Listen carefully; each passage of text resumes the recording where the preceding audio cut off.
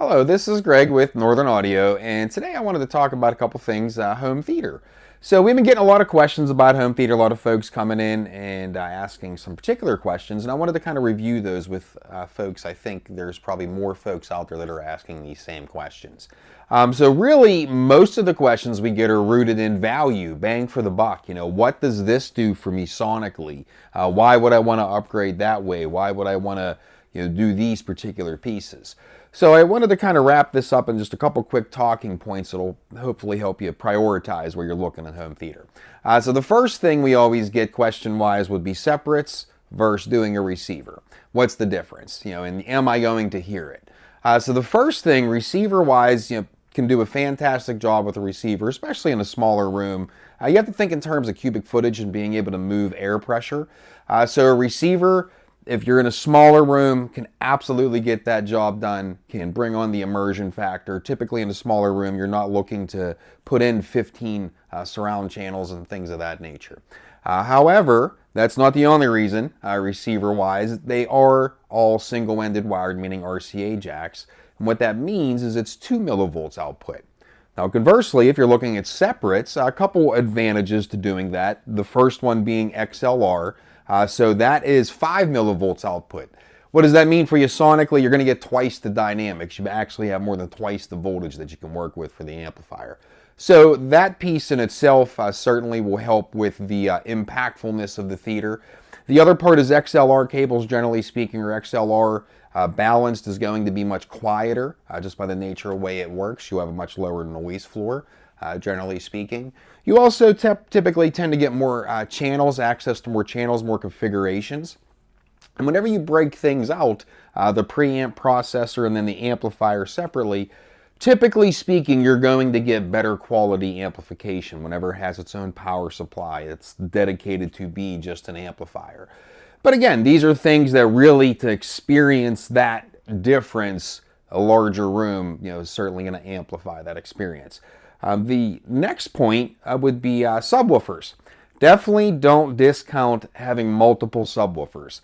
That is what really brings on the immersion factor, the impact. Whenever you have, bass on a massive level, earthquakes or big giant swinging balls like a demo that we show here. That being said, you really get that gut punch feeling with the bass whenever you have multiple subwoofers. But more importantly, why you do that is because you're better off asking multiple subwoofers to move a little bit in order to achieve the same amount of air pressure than asking one subwoofer to move a whole lot. Naturally, you're just bringing on more distortion.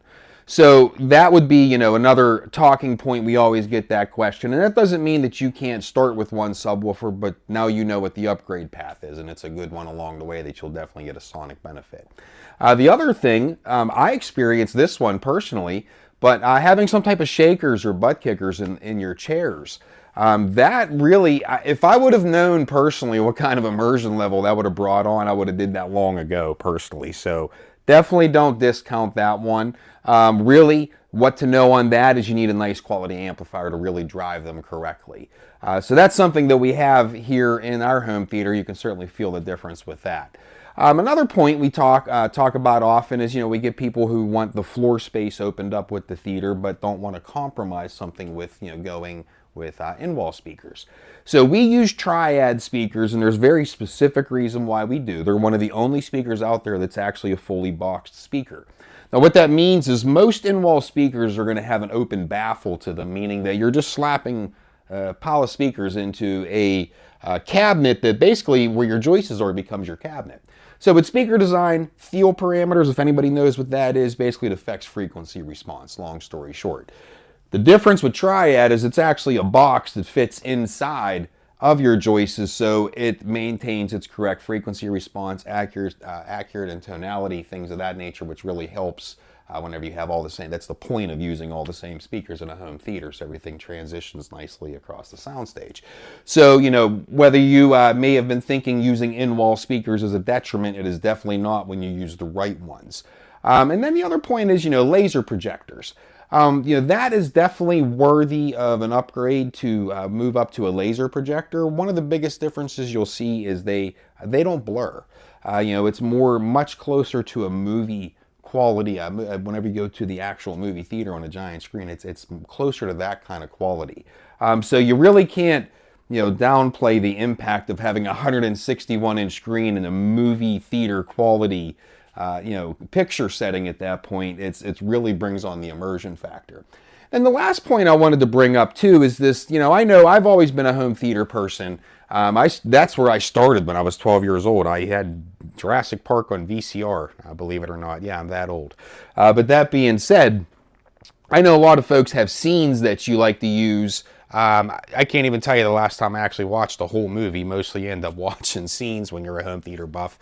But we have a lot of Blu-rays, and a lot of folks don't know that. So if you have a particular scene that you like to use as a measuring stick, what does that impact do for me? How am I going to hear that sonically? And you always used, a particular scene, we probably can recreate that.